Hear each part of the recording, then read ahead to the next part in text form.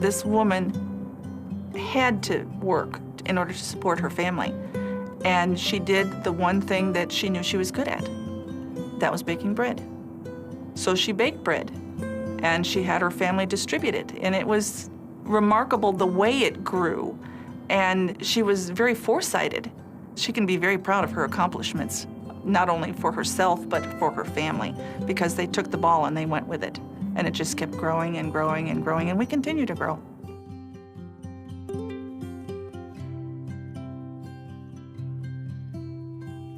In 1908, Ninny Baird turned a delicious homemade recipe into a livelihood for her family.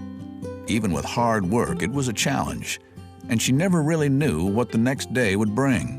I'd never met her before, never seen her really, but she knew my name because all the Bairds knew everybody that worked for them. If you worked for them long enough, well, then you were kind of part of the family then. From the tiny wood-fired stove in her kitchen to her first commercial oven, Ninny built her business from scratch with a commitment to deliver nothing but the freshest bread.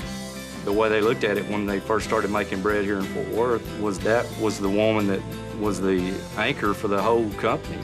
And their philosophy was built on the same thing, that Mrs. Baird always said that as the business grew, that her family grew.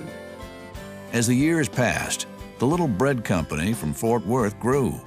New bakeries in Dallas and Houston, plus another in Fort Worth, focused on the booming demand for Mrs. Baird's bread, while the original plant devoted itself to a new market for sweet goods. And then each son made sure that they were taught the same way that their mother was doing, and they passed that tradition on from time to time. And when I came in to work with the bakery business, I got the honor to talk to one of the Bairds, Ross Baird. And Ross was teaching me about how I should twist the bread. And then Steve Baird, and he's the one that was telling me he was taught from he was very little. And his family, they were the ones that were teaching him how to go ahead and go from the business from the floor on up to management.